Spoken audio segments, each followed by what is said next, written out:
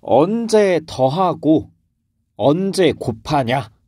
항상 경우의 수를 이제 되면 기본적으로 덧셈과 곱셈의 의미를 우리가 한번 생각을 해볼 필요가 있겠죠. 자, 먼저 3 곱하기 7이라는 단순한 곱셈을 생각을 해볼까요? 자, 이거 3 곱하기 7 의미가 뭐예요? 3, 7에 21을 모르는 고등학생은 없을 거예요.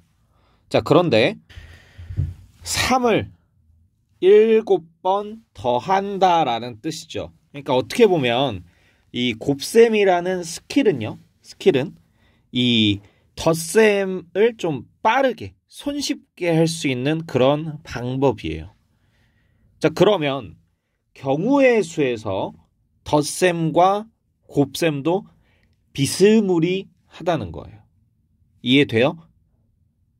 이 관계랑 이거랑 똑같다는 거예요. 자, 가장 간단하게 예를 들어 볼게요. 자, 두 자리 숫자가 있는데 두 자리 숫자 중에서 홀수의 개수를 구하시오. 이렇게 보통 나오잖아요. 자, 그러면 덧셈과 곱셈의 차이를 알려줄게요. 우선 곱셈 먼저 할 거예요. 왜냐하면 우리는 주로 덧셈보다는 곱셈을 많이 쓰고요. 덧셈은 이거는 지금 선생님이 예시로 보여주는 거를 딱 보면 느낌이 올 텐데요. 서로 양립할 수 없는 경우 혹은 우리가 애초에 시작할 때 경우를 나누어 놓으면 그때는 덧셈이고 그 이외에는 거의 다 곱셈이라고 생각하시면 돼요. 자, 그리고 선생님이 영상 찍으면서 덧셈, 곱셈 막 하다가 약간씩 어그러질 수 있는데 여러분들 알잘딱하게 이해를 해주시고 혹시라도 실수가 있었다. 쌤 여기서 덧셈인데 곱셈이라고 이야기한 것 같아요 라고 하면 몇 분 몇 초인지 이야기를 꼭 해주세요. 자, 홀수의 개수. 자, 그러면 홀수라는 건 1위자리 숫자에 1, 3, 5, 7, 9라는 홀수가 들어간 경우를 뜻하겠죠. 자, 그럼 여기 들어갈 수 있는 숫자의 개수 몇 개? 5개. 여기 들어갈 수 있는 숫자는 서로 달라야 돼요. 그러면 어떻게 되느냐? 잘 생각해봐요. 여기에 홀수 5개 중에서 하나가 빠진 거잖아요. 그쵸? 이거는 개수예요. 개수. 자, 그러면 여기에 올 수 있는 숫자는 원래는 몇 개였어요? 1, 2, 3, 4, 5, 6, 7, 8, 9. 총 몇 개? 9개였는데 그 중에서 이 홀수 중에서 한 개가 빠진 거죠. 그러니까 이 홀수 5개 중에서 한 개는 이미 여기 선택이 된 거잖아요. 그쵸? 그러면 자릿수가 서로 다르다고 했기 때문에 하나를 빼줘야 돼. 그럼 남은 숫자 몇 개? 8개. 그래서 여기에 들어갈 수 있는 숫자가 총 몇 개니까 8개니까 1위자리 숫자로 들어갈 수 있는 게 5개고 12자리에 들어갈 수 있는 게 8개니까 둘이 곱하면 총 몇 개가 나온다는 거예요? 40개가 나온다는 거예요. 우리가 방금 뭘 이용한 거예요? 곱셈을 이용한 거죠. 자, 그러면 이번에는 덧셈을 한번 이용을 해볼게요. 덧셈 이용은 어떻게 하면 되냐면 홀수일 때잖아요. 그렇죠? 홀수일 때. 그러면 여기서 이렇게 경우를 나눠버리는 거예요. 자, 첫 번째 1이 들어갔을 때, 두 번째 3이 들어갔을 때, 세 번째 뭐가 들어갔을 때? 5가 들어갔을 때, 네 번째 뭐가 들어갔을 때? 7이 들어갔을 때, 다섯 번째 뭐가 들어갔을 때? 9가 들어갔을 때로 나누는 거예요. 자, 여기 1이 들어갔죠? 그럼 여기 들어갈 수 있는 거 뭐? 2, 3, 4, 5, 6, 7, 8, 9. 총 몇 개? 8개. 그 다음에 여기 3이 들어갔네요. 그러면 12자리 숫자에 들어갈 수 있는 거는 3 빼고 1, 2, 4, 5, 6, 7, 8, 9. 몇 개? 8개. 얘도 몇 개? 8개. 얘도 몇 개? 8개. 얘도 몇 개? 8개 해서 얘네들을 전부 다 뭐 해주면? 더해주면 된다. 이거 뭐예요? 8을 몇 번 더했어요? 8을 5번 더했네요. 아까 여기 이렇게 했었죠? 이거랑 이거랑 어때요? 똑같죠? 한마디로 곱셈이라는 건 덧셈을 좀 더 빠르고 편하게 하기 위해서 일일이 다 세기 귀찮아서 하는 건데, 근데 우리가 덧셈은 언제 한다? 우리가 스스로 무엇을 나눴을 때? 케이스를 나눴을 때. 짝수일 때, 홀수일 때, 남자일 때, 여자일 때, 이렇게. 자, 그래서 선생님이 항상 예시로 드는 게 있어요. 자, 만약에 선생님이 남자라면 차은우고요. 만약에 여자라면 선생님이 카리나예요. 자, 그럼 한번 생각을 해봅시다. 선생님은 남자일 땐 차은우가 되고 여자일 땐 카리나래요. 그럼 선생님은 차은우이거나 카리나거나겠죠. 물론 이제 우리 오픈마인드 세상에서 성별이 두 가지가 아니라는 노는 바이런이라는 그런 말이 있지만 그거는 이제 생략하고, 남자라면 차은우, 여자라면 카리나인데, 자, 그럼 얘는 뭐 한 거예요? 결국에 더해준 거예요. 차은우거나 카리나거나. 그렇죠? 둘이 동시에 일어날 수 있어요? 선생님이 차은우면서 동시에 카리나일 수 있어요? 안 되죠. 남자면서 동시에 여자일 수 없잖아요. 이런 경우는 어떻게 한다? 더해준다.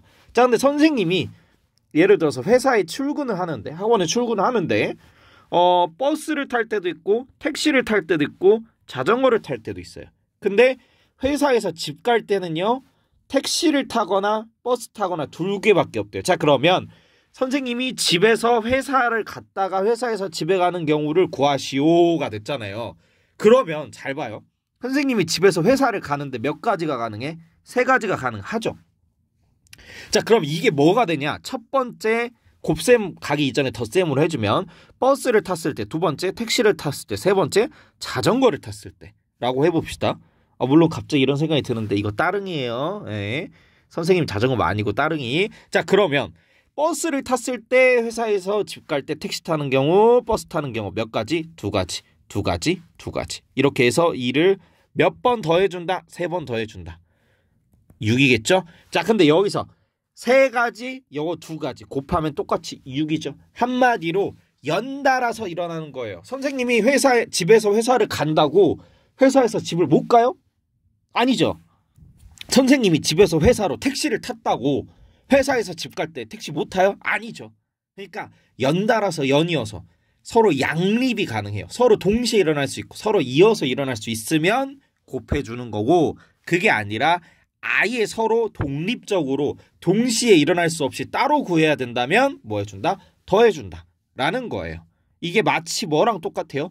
부등식 범위할 때 공통 범위를 구해주냐 아니면 서로 이제 그 범위를 구한 다음에 더해주냐, 이 차이인 거예요. 어느 정도 감이 오시나요? 네. 자, 그래서 여기 나온 문제들 빠르게 구조화만 시켜줄 거예요. 그리고 이거는 뭐 풀 필요도 없어요. 자, 50 미만의 자연수 중에서 손뼉을 쳐야 하는, 자, 손뼉은 5의 배수 또는 11의 배수래요. 자, 그러면 손뼉을 치는 경우 5의 배수이거나 11의 배수인 경우, 이건 나중에 집합 가서 배우는 벤 다이어그램이라는 건데요. 그냥 여러분들도 딱 느낌이 오잖아요. 요 안에는 5의 배수가 있구나. 여기 안에는 11의 배수가 있구나. 여기는 뭐가 있을까요? 5와 11의 공배수가 있겠구나. 근데 5와 11의 최소 공배수가 얼마예요? 55네요. 그쵸? 그럼 겹치는 게 있다 없다? 없다. 그러면 얘를 이렇게 따로 떨어뜨리면 돼요. 겹치는 게 없으면. 자, 그러면요, 지금 총 몇 가지의 숫자 중에서 1부터 50까지의 숫자 중에서 손뼉을 치는 건 5의 배수거나 11의 배수. 자, 그러면 어떻게 해요? 이 범위 안에서 5의 배수를 구하여라 라고 하면 최고에서 5를 나누면 5의 배수 10개, 최고 숫자에서 11 나누면 11의 배수 4개에서 10 더하기 4 하면 되겠죠. 이거 왜 더했어요? 5의 배수면서 동시에 11의 배수일 수 있어요? 지금 이 경우에 없죠. 그렇기 때문에 이렇게 구해준 거예요.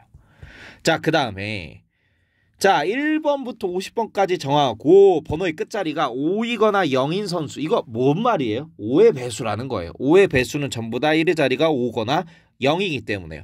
자, 근데 그 선수 중 한 명을 택하여 인터뷰를 실시하였다. 인터뷰 대상 선수를 택하는 경우, 즉 5의 배수가 몇 개냐 물어본 거죠. 50 나누기 5 하면 10개가 되겠죠.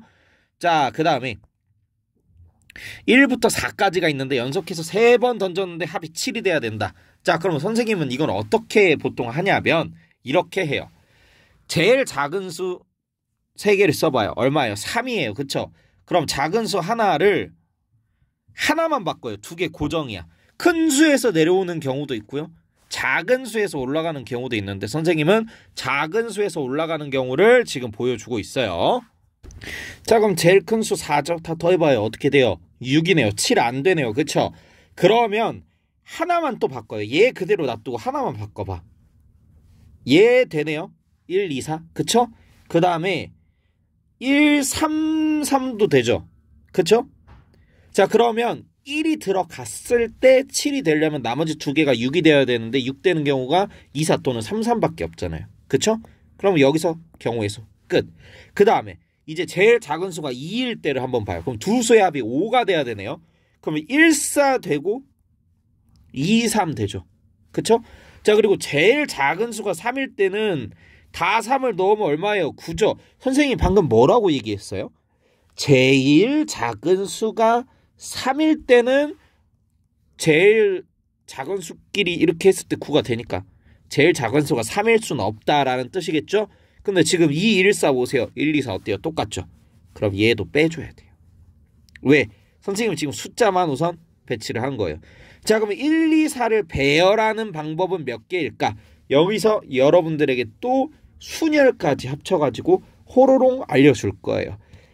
연결돼서 하는 게 중요해요. 결국에는 경우의 수랑 순열과 조합, 흔히 얘기해서 경순조라고 하죠. 이 경순조는 서로 아주 밀접하게 연관되어 있는데 다 따로따로 생각을 하면 너무 복잡해져요. 그렇기 때문에 여러분들 연결 짓는 게 중요한 거예요.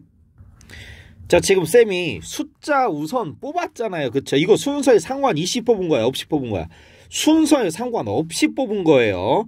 자, 정사면은 3번 연속해서 던지니까 첫 번째 던졌을 때랑 두 번째 던졌을 때랑 세 번째 던졌을 때 각각 경우가 다른 거잖아요. 1, 2, 3이랑 3, 2, 1이랑 다른 경우잖아요. 그쵸?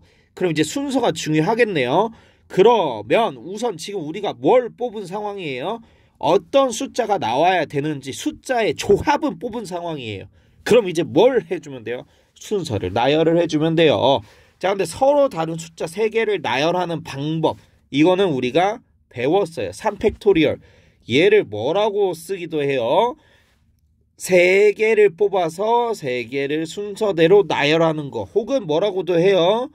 3개를 뽑아서 또 나열하는 거. 뭐 다 똑같은 말이에요. 근데 표현의 방식의 차이가 있을 뿐인데 당연히 우리는 이렇게 보통 씁니다. 자, 근데 이걸 경우의 수로 표현을 하면 3개가 있죠? 3개를 나열을 하는 건데 첫 번째, 두 번째, 세 번째 어떤 숫자가 나올지. 자, 첫 번째에 올 수 있는 숫자가 몇 가지예요? 3가지죠? 1 또는 2 또는 4.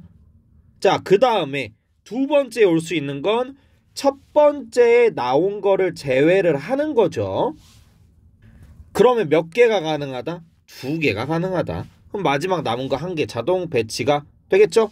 이런 식으로 생각을 경우의 수로 해도 아무런 문제가 안 된다는 거예요. 자, 그러면 요거는 쉬워. 서로 다른 두 수는, 아니 세 수는, 그쵸? 근데 여기 지금 2개가 같죠? 2개가 같죠? 자, 이런 경우 선생님식으로 어떻게 표현을 하냐면 우리 눈으로 봤을 때 숫자 자체는 달라요.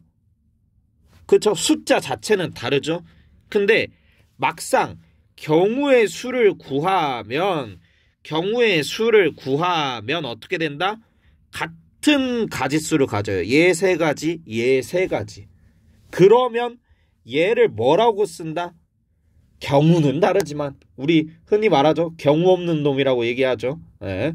경우는 다르지만 경우의 수는 어떻다? 같다. 숫자 자체는 똑같다는 거예요. 그래서 이거 2개를 이거 어떻게 해요? 얘 나열하는 거, 얘 나열하는 거, 얘 나열하는 게 동시에 벌어져요? 아니죠. 그러면 여기 6개, 3개, 3개를 더해주면 되는데 선생님이었다면 얘랑 얘를 딱 보고 구조가 똑같네? 그러면 굳이 2개를 구할 필요가 없이 여기 나오는 가지수에 곱하기 2 하면 어차피 얘랑 경우의 수, 가능한 경우의 수가 똑같이 나올 거기 때문에 상관없겠구나 라고 생각을 해도 돼요. 왜? 쌤, 이거 왜 갑자기 곱셈 나와요? 서로 다른 경우니까 더해줘야 된다면서요? 라고 얘기를 한다면 아까 선생님이 여기서 8가지라고 했고 8가지를 8을 5번 더해주는 거니까 8 곱하기 5를 해준다라는 것과 똑같은 거예요. 이거는 경우의 수의 덧셈, 곱셈과 관련이 있는 게 아니라 그냥 곱셈과 덧셈의 원리로 이렇게 계산을 해주는 그런 거예요. 그냥 예를 들어 볼게요. 여기서 확장을 해서